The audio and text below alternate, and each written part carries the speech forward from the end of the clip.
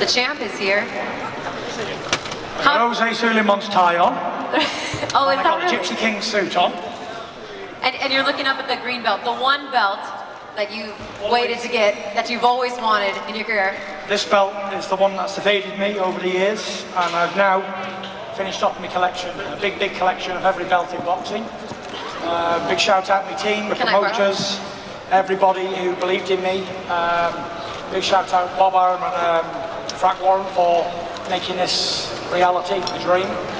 We always had a dream of coming over to Las Vegas and taking over. And putting on great fights. And you know, tonight was, the world was watching, Bob. And they got to see two undefeated heavyweight champions in their prime do battle. That is true. Deontay Wilder, let me tell you, he never went down easy. Right. I've got a lump on the side of my temple here. I don't know what's happened with it. Come right out. Hit me hard there. But I just had to overcome a lot in this thing tonight, and I just always believed that if he couldn't beat me when I was only 50% the man I am today, then he never had a chance tonight. Well, thank you very much for the opportunity, and can't wait for the next fight, the rematch, hopefully, if he wants it. Tyson, we're going to do a couple questions here and then open it up to the floor. You put Deontay Wilder down for only the second time in his professional career.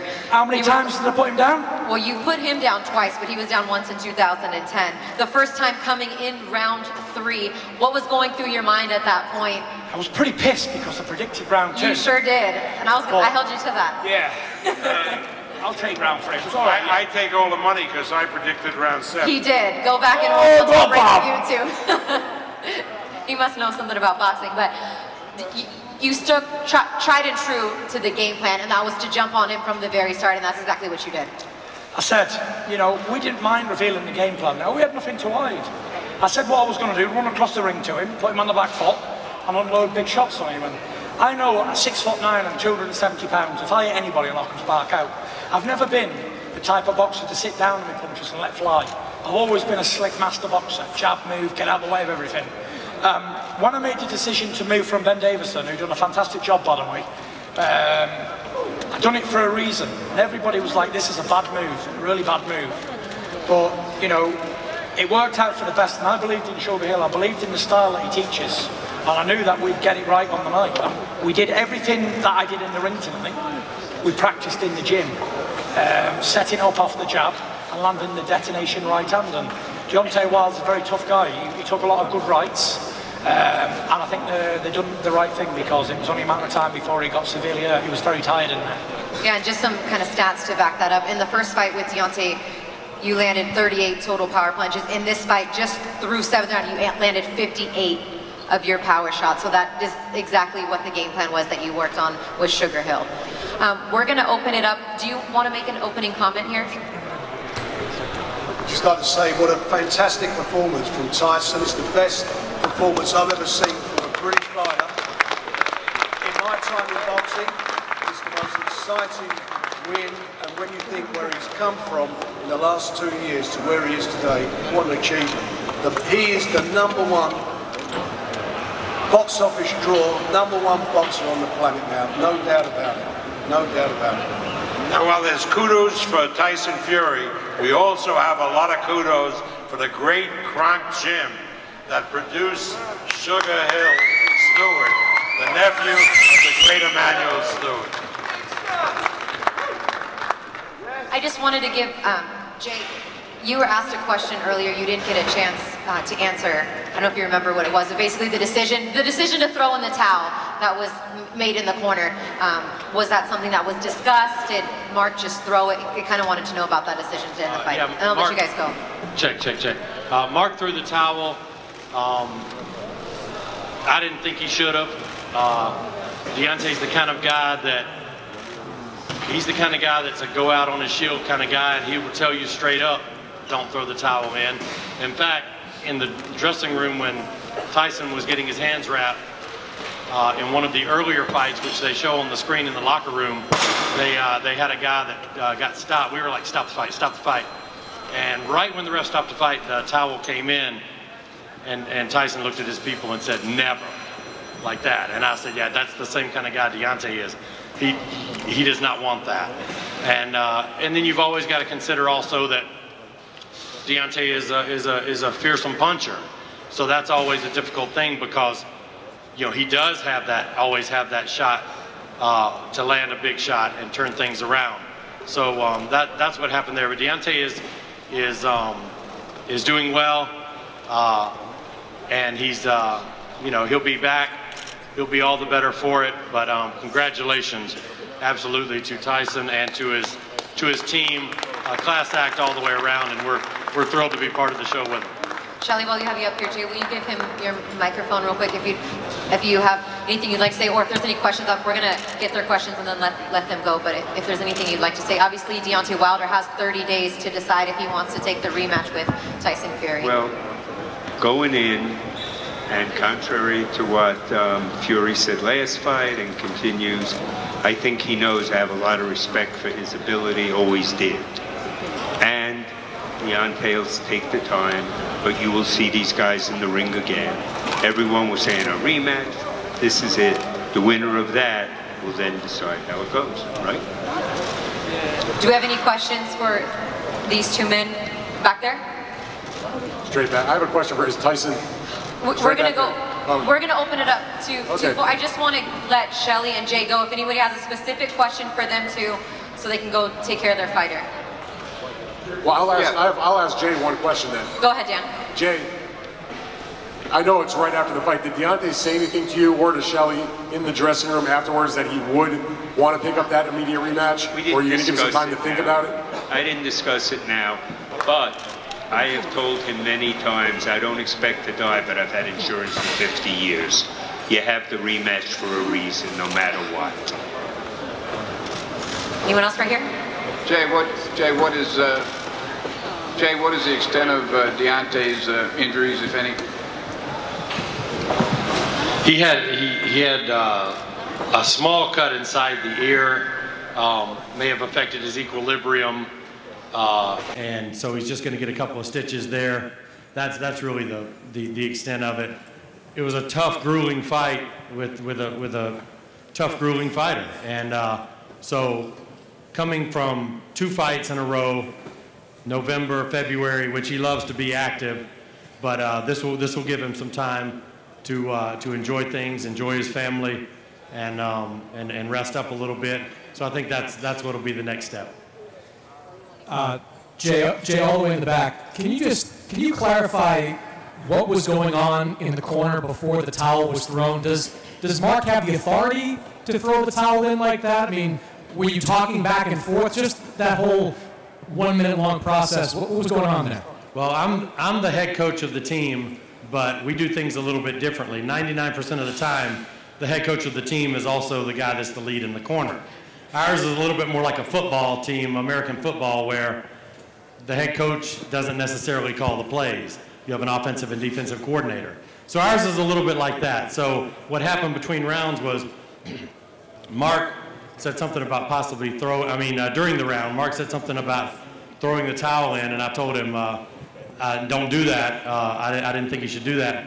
And then the fight went a little bit longer, and then I saw the towel go in. So I haven't talked to Mark about it, but we'll talk about it and figure out what exactly happened there. Jay, just what you were talking about with Deontay wanting to go out on his shield, that would lead us to believe that he will want this fight again. Whether it happens sooner or later.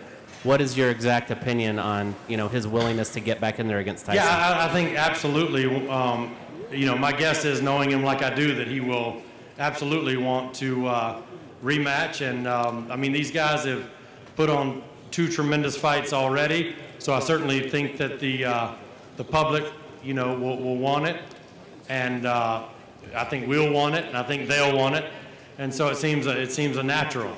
So I think that's what you'll see happen. One more for Jay or Shelly, and then we're gonna let them go.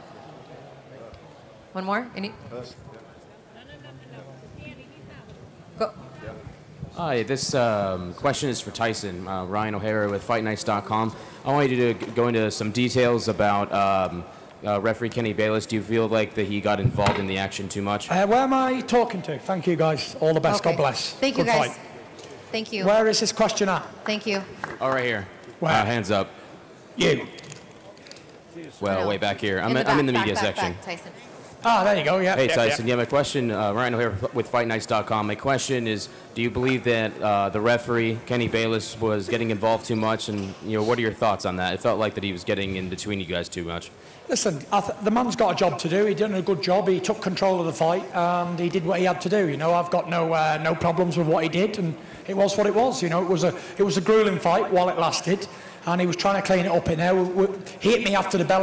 Not after the bell, like after we said break, we hit each other. I got a point taken off, but it wasn't going to alter the fight. I think he did a fair job, to be fair. Sir, straight back, Tyson. Straight back. Congratulations on the win.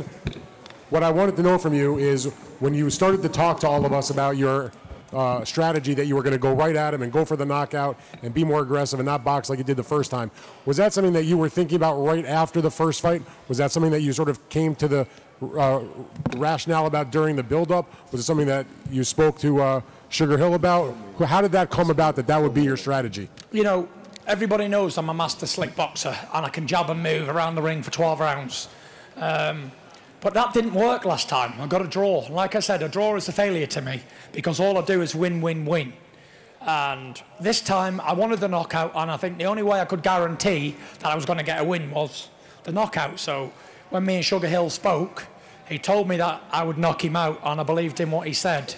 And also Andy Lee here, he told me that we'd knock him out as well, and we worked to a game plan in the gym, and yeah, we put it into practice in the ring.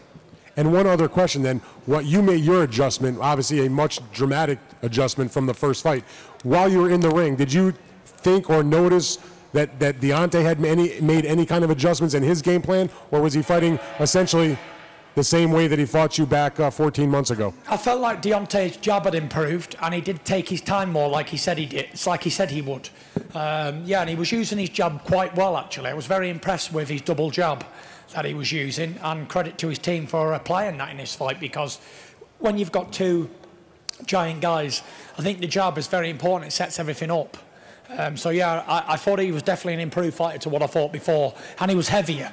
I wasn't able to bully him around as I did last time in close, because he was a lot heavier than he ever was. So yeah, I did see improvements in his game, but tonight was my night, and I was never going to let anybody take it from me. Someone's going to go down. Gareth? Russell? Hi. Spartan.